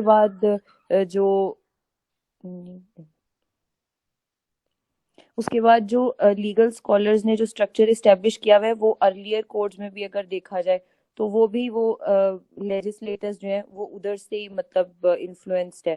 और उसके बाद लेजिस्लेटर्स का क्योंकि मेन काम ये है कि उन्होंने ये देखना है कि लॉज जो है वो कंप्लीट हो, उनमें क्लैरिटी हो। और उसके बाद जो ये लीगल साइंस का एक डॉक्ट्राइन है क्योंकि उसकी इम्पोर्टेंस बहुत ज्यादा थी, तो फिर ये भी देखना है कि जो लॉज आगे भी बने या जो भी लॉज हैं वो उससे मतलब उसके कॉन्सेप्ट्स के अकॉर्डिंग ही हो, उसके साथ ही कंसिस्टेंट हो, जो लीगल स्कॉलर्स का डॉक्ट्राइन है। बेसिकली इसमें आप यही देखें ना कि लीगल स्कॉलर्स की बहुत ज्यादा अहमियत है, लेकिन लेजिस्लेचर के पावर तो है, लेकिन उसकी फिर डिस्क्रेशन बहुत ज्यादा कम हो जाती है। क्यों? सदियों पे मुहित एक निज़ाम है, उसके तहत कोड्स बन गए हैं और साथ साथ डॉक्ट्राइंस या ट्रीटाइजेस जो हैं, और लीगल स्कॉलर्स को ही ज्यादा उनकी वैल्यू को मुकद्दम या इम्पोर्टेंस दी जाती है। ऑब्वियसली वक्त के साथ साथ कोई लॉ में थोड़ा सी चेंजिंग, क्योंकि ह्यूमन सोसाइटी है ना असल में बेसिक फैक्टर, तो साथ साथ तो वो ह्यूमन सोसाइटी के साथ साथ ही फिर आपको जब एवोल्यूशन आता है तो कई चीजें फिर उसमें और तरमीम करनी पड़ती है, या कोई गलती होती है जो कभी पॉइंट आउट नहीं हो सकती तो अब वो पॉइंट आउट हो जाती है। लेकिन पॉइंट यहाँ पे यही है कि लेजिस्लेचर के पास पावर है लेकिन इतनी नहीं। चलो नेक्स्ट बेटा। सर उसके बाद जजेस का अब रोल आ जाता है। तो जजेस में वो ये बता रहे हैं कि सिविल लॉ सिस्टम में जो जजेस थे वो जुडिशरी में लोअर लेवल्स पर ही एंटर कर जाते थे। मतलब उन्होंने अपने वो जो अंडर मतलब ग्रेजुएट, सर एक मिनट भूल गया, एक सेकेंड। पढ़ लो कोई नहीं, ग्रेजुएशन कर ली है। सबसे पहला तो है कि जब जैसा आप भी है, अंडर ग्रेजुएट कोर्स इन्हें कहते हैं, होते इक्वलेंट ये ग्रेजुएशन की है, अंडर ग्रेड कोर्स करने हैं तो उधर भी जी यही है। सर, वो मुक्की करने के मंत्री बाद ये डायरेक्टली एक एग्जाम क्वालिफाई करते थे, स्टेट क्वालिफाइंग एग्जाम। उसके बाद डायरेक्टली ये जुडिशरी में एंटर कर सकते थे। और उसके बाद वो कह रहे हैं कि जो जुडिशल सर्विस है वो सिविल सर्विस के जैसी ही ऑलमोस्ट सिमिलर ही है। और यहाँ पे जो जजेस का रैंकिंग या उनका पोजीशन बढ़ता है वो सीनियरिटी और मेरिट के बेस्ड पे उनको रैंक किया जाता है। और या तरक्की उसके होती है बाद ना, जो जो सीनियर होते जाते हैं तो ऊपर वाले ओहदों पे जाते जाते जाते जाते अल्टीमेट पोजीशन पे वो जा सकते हैं। नेक्स्ट। और सर सिविल लॉ जज को अगर हम देखें तो वो मेनली जो वो काम परफॉर्म करता है वो अनक्रिएटिव फंक्शंस हैं। वो अनक्रिएटिव इस तरह से हैं कि जो लॉज और कोड्स बना दिए गए हैं उसने सिर्फ उन्हीं को देखना है, उन्हीं के अकॉर्डिंग डिसीजन पास करना है। तो इसलिए हाँ बड़ा हाँ, अनक्रिएटिव रोल है इनका। हम बिल्कुल इसको देखेंगे। तो जिस तरह हम कॉमन लॉ की बात करते हैं कि नॉर्मन्स के दौर में जो कॉमन लॉ सिस्टम डेवलपमेंट हुआ, तो वो डाइसी, ये भी डाइसी का जब रूल ऑफ लॉ पढ़ेंगे तो उसने यही कहा ना कि हमारा तो कॉन्स्टिट्यूशन जो है, जो उसके प्रिंसिपल है वो है ही जजमेंट। ठीक है, तो उधर लेजिस्लेचर या पार्लियामेंट से ज्यादा जुडिशरी ने ज्यादा रोल प्ले किया कानून को इस्टेब्लिश करने में, उसको इवॉल्व करने में। तो ये यहाँ पे तखसीस ये इस तरह से कर देती है कि जुडिशरी के पास इतनी ज्यादा कानून देने की पावर नहीं है। तो इस तरह से अनक्रिएटिव काम ये ऐसे ही है जैसे जो ये सरकारी मुलाजमतें लोग कर रहे होते हैं उस तरह से है, इनकी इतना क्रिएटिव काम नहीं है। अब सर क्योंकि ये जजेस का जो रोल है एक तो पहले ही इतना अनक्रिएटिव है, और इसलिए भी क्योंकि लेजिस्लेटिव जो सुप्रीमेसी है उससे भी ये रिस्ट्रिक्टेड है कि जो लेजिस्लेटर्स ने जो लॉज बनाए होते हैं तो उन्होंने तो उसको ही देखना है। तो यहाँ पे इस वजह से लिमिटेशन आ जाती है। और उसके बाद सिविल लॉ जजेस को एज ऑपरेटर्स यानी एज मशीन्स देखा जाता है कि इन्होंने तो उसके अकॉर्डिंग ही चलना है कि जो लीगल साइंटिस्ट यानी जूरिस्ट ने जो प्रोवाइड कर दिए या फिर जो लेजिस्लेटर्स ने आगे लॉज वगैरह बनाए इन्होंने उसके अकॉर्डिंग ही काम करना है। उसके बाद अब क्योंकि हर लीगल प्रॉब्लम जो है उसका एक ही सोल्यूशन होता है, तो लीगल डॉक्टर जो लीगल साइंस ये जो डॉक्ट्राइन है उसमें उन्होंने सारा कुछ एक्सप्लेन किया हुआ था और वो उसकी ज्यादा बहुत वैल्यू भी थी। तो इस वजह से अगर कोई जुडिशियल डिस्क्रिशन है या उसकी कोई इंटरप्रिटेशन की इतनी वैल्यू नहीं थी, उसको इतना नहीं जरूरी समझा जाता था। शाबाश जी, यहाँ तक गुफ्तगू इंशाल्लाह नेक्स्ट स्टार्ट करेंगे। तो कोई क्वेश्चन है, कोई राय है, प्लीज पूछें। इस मौके पर मुझे पता नहीं क्यों शक लग रहा है हाफिज मुबशर का कोई सवाल है, इसरा के भी कुछ सवाल है, मरियम मंसूर के भी कुछ सवाल आता है, और कई बच्चे हैं जिनके नाम मुझे नहीं आते और ना इस वक्त मैं लिस्ट में देख सकता हूँ। तो काइंडली बेटा सवाल पूछो जल्दी जल्दी से। मोहम्मद खान का भी एक सवाल है मुझे लगता है कोई। हाँ मोहम्मद खान, क्या सवाल है तेरा?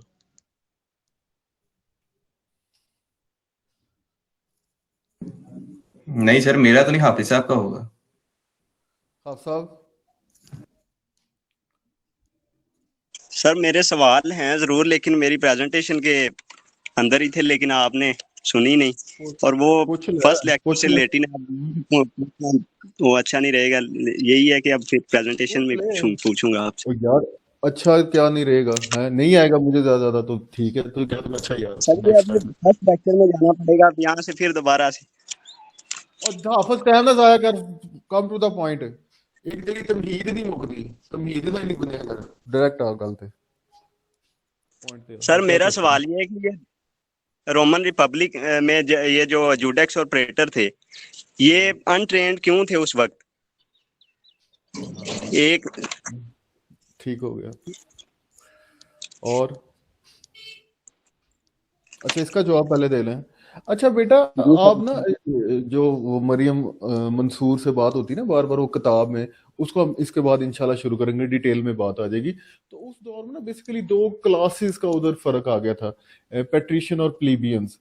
तो आपको अभी ना देखते हैं ना कि इनलाइटमेंट के दौर में जो इल्म फैला है, फरोग हुआ है, तो प्रेस प्रेस ने बड़ा रोल प्ले किया है। किताब लिखना बड़ा मुश्किल काम था, किताब की नकल करना, आप एक वही दोबारा किताब लिखने के मुतरादफ है, तो बहुत मुश्किल था। ठीक है, तो बहुत महंगी थी किताब। फिर इसी तरह से उस्ताद बहुत कम कम मिलते थे। ठीक है, तो सर वहाँ पे ये लीगल सुन तो इंस्टीट्यूशंस थे उसमें रोमन रिपब्लिक के एरा में। सुन तो लो। नहीं नहीं, वो तो देखते नहीं, ब्लॉगना तो महल 13वीं 14वीं सदी की बात है। ठीक है, ये तो बीसी की बात है, बिफोर क्राइस्ट की बात है। तो उस दौर में फिर महंगा बड़ा था ना, शौक तो अमीरों का ही शौक था, तो वो कहते थे ऑनर और उस बुनियाद के ऊपर। लेकिन वो जो वर्किंग क्लास थी या जिसके पास कम रिसोर्सेज थे, वो बार बार कहते थे हमें दो हमें दो हमें दो। तो ये जो एडिक्ट के लिए वो जो ज्यूडिक्स का अपॉइंटमेंट करना, प्रेटर का अपॉइंटमेंट करना, इसीलिए किया था ना कि चलो उन्हीं में से लोग और उन्हीं का करें। लेकिन वो उनके पास वो क्वालिफिकेशन तो नहीं थी। फिर वो जो अपर क्लास के ऊपर बाउंड तो रहे ना वो। पर उसको उस दौर में ना, आपका क्वेश्चन जेन्युइन है, लेकिन उस दौर में देखो ना, बात मकसद ये अल्टीमेटली कि कोई भी चीज ना आसमान से हर चीज नहीं उतरी कि अल्लाह ने कह दिया। अल्लाह को भी देखो कायल करना पड़ता है, हमारा क्रिएटर है, सारी चीजों के हैं, लेकिन उसका भी इनकार लोग करते हैं ना। उस दौर में आपने तारीखें पढ़ी होंगी मुख्तलिफ सहाबा, सॉरी नबी, अंबिया कराम की। तो इधर भी देखें, फिर इसी तरह से हर चीज का ना इंसान में कोई कोई भी आता है, उसका वो फिर हल निकालता है। तो अभी मैं खास तौर पर जो introduction to philosophy of law है ना, वो तो बच्चों को बिल्कुल शुरू से लेके ना अभी सोसाइटी की और लॉ की अप्रोचेस की बात हो रहा है, वो भी आप काइंडली देखा करें, उनको सुना करें। उधर से भी आपको ना काफी चीजों की पता होगा। कोई समझ लगी आप सब पहले सवाल की कि ले जजेस जी क्यों? सर। अगला सवाल, 3 बजे तक ख्याल रखना है, किसी टीचर का टाइम ना मैं अच्छा नहीं समझता उसको। अच्छा जी, और सवाल किसी और का है तो वो पूछ सकता है जनाब। इसरा ने पूछना था एक सवाल, पता नहीं क्या सवाल पूछना था। हाँ इसरा, क्या सवाल था तेरा? सर नहीं, मेरा कोई क्वेश्चन नहीं है। अच्छा जी, हाँ सब सर नेक्स्ट ये क्वेश्चन। बीसी और एडी में ये डिस्टिंक्शन नहीं नजर आ रही है। ये मैंने रिसर्च भी की है, लेकिन ये सेंचुरीज में यार अगर हम विश ये तो करें। बच्चों वाला सवाल है, ये तो मैं मरियम मंसूर भी बता सकती है। मरियम मंसूर है नहीं सर, आप ईयर्स के हवाले से भी तो कुछ पूछ सकते हैं बच्चों। ना। यहाँ से रिपब्लिक से लेकर एम्पायर तक, ये पहले बीसी शुरू हो रही है, फिर मरियम एडी सीई मंसूर भी आ रही है। मरियम मंसूर बता देगी तुम्हें इस सवाल का जवाब। है फरवा मरियम मंसूर प्रेजेंट? जी सर, मैं इधर हूँ। जी सर है। बताओ, इसका जवाब दो हाफिज साहब का। बीसी से क्या मुराद है और एडी से क्या मुराद है? सर चलो बीसी सर से बीसी नहीं, बिफोर क्राइस्ट, मतलब हज़रत ईसा अलैहिस्सलाम से पहले का जो जमाना था, और एडी है एनो डोमिनो। शाबाश, ठीक है। तो एनो डोमिनी में वक्त बढ़ रहा है, ठीक है। तो एक हिजरी, 1 सदी ईस्वी, 2 सदी ईस्वी, 3, इस तरह से ना आगे आप जिस तरह देख रहे हैं आप हैं, आपने शायद आंख खोली दुनिया में, पता नहीं आंख खोली कि नहीं खोली अभी तक, साइकोलॉजिकल मैनर में या इस्तिलाही मफहूम में। बहरहाल सर ये जिस कुर्सी का मर्जी जो ओए होता सवाल है टोपिक कंसीडर नहीं करेंगे। है। क्या कह रहा है? ना तूने मुझे बोलने दिया ना खुद तूने बताया, क्या कह रहा है? सर यहाँ पे एक जिक्र आता है हेड्रियन का, जो 117 से 138 तक जो रहा है, तो एडी साल में लिखा हुआ था, तो वो दूसरी सेंचुरी की बात कर रहे हैं वहां पे। पता नहीं यार, ये तो बहुत मुश्किल सवाल है। ये इसका तो जवाब मेरे पास तो नहीं आ सकता। इतनी मुश्किल बात है ना जो, ये तो बहुत मुश्किल बात है। इसका अब क्या करें? इसके लिए ना हम ना इंशाल्लाह ना कोई ना यूनाइटेड नेशन में ख़त लिखते हैं। पहले हम कहते हैं अपने फॉरेन ऑफिस पे, बल्कि शाह महमूद कुरैशी के पास जाते हैं कि ये इतना मुश्किल सवाल है, तो काइंडली आप ना इसके लिए ना यूनाइटेड नेशन को ख़त लिखें कि वो एक पैनल बिठाए आईसीजे का, तो इंटरनेशनल कोर्ट ऑफ जस्टिस वाले हमें बताएं जनाब इससे क्या मुराद है। ठीक है, ठीक है आप साहब, कि बात उससे ठीक भी है आगे सर। जानी पड़ेगी। ठीक है जी, हाँ जी, और किसी का कोई क्वेश्चन हाफ साहब के अलावा? हाफिज तू तो ना यार, बच्चे वाला तो शुरू हो गए हैं, दूसरे मुराद दूसरी से भी है यार, क्या बेटा नॉनसेंस बात कर रहे हो आप?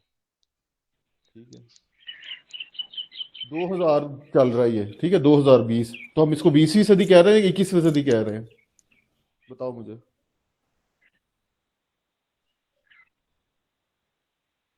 वो जल्दी दस, ऑफ करिए फिर।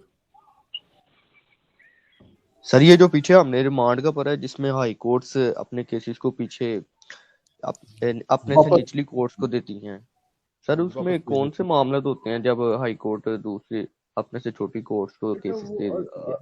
असल में ना, अगर मैं आपको इसकी प्रैक्टिकल मिसाल पूरी ना, एक केस है, आप कॉन्ट्रैक्ट की चीज में जाएंगे ना मेरे चैनल के ऊपर, इंट्रोडक्शन टू कॉन्ट्रैक्ट, उसमें ये पहले नंबर का केस है, बल्कि उसमें अदालत ने रिमांड किया था। छोटी सी है वो ऑडियो वीडियो ना, वो ना महल 25-30 मिनट की है। वो प्रैक्टिकली आपके सवाल का पूरा जवाब दे सकती है, ठीक है, कि कानून के ऊपर जब अच्छा, इस मौके के ऊपर मैं आपको सिंपल इतना बता दूं, कोई शहादत ऐसी थी जो रिकॉर्ड नहीं हुई, कोई शहादत ऐसी थी जिसको मिस रीड किया गया, गलत समझा गया, या कानून की कोई ऐसी इंटरप्रिटेशन थी जिसको उधर अप्लाई करना था लेकिन उसको सही तरह से अप्लाई नहीं किया, ठीक है। ये ऐसे कानूनी सुखम होते हैं जो आप इंशाल्लाह जब कोड ऑफ सिविल प्रोसीजर पढ़ेंगे, दीवानी नौयत के मामलात के लिए कोड ऑफ क्रिमिनल प्रोसीजर पढ़ेंगे, इन्हें मटेरियल इरेगुलरिटी कहा जाता है, कि इनको अगर आप कोई अदालत कमिट करती है तो वो एक्चुअली में एक फैसला दूसरा भी आ सकता था, तो किसी पार्टी का राइट खराब हुआ है, तो इसको भी फैसला दे दें और इसको गौर रखें कि फिर भी आया जो फैसला आया था वही फैसला कायम रहता है या चेंज हो सकता है। तो ये बुनियाद है बेटा। कुछ समझ लगी बात की? किसका क्वेश्चन था ये? जी सर, मेरे सर प्रिंस होशिया सर। प्रिंस तू उन्हें प्रेजेंट करना है, लेकिन चलो क्वेश्चन आपके अच्छे होते हैं। प्रिंस जाग जा तू, है तुझे किंग भी सर बनना है। करूंगा रेक्स क्लास। रेक्स रेक्स कब बनेगा तू? अच्छी, सर और क्या चलें चीज? अब, रेक्स किसे कहते हैं नहीं पता। अच्छा चलो बेटा, नेक्स्ट इंशाल्लाह है, फिर ना करेंगे, टाइम ओवर हो गया। अल्लाह हाफिज।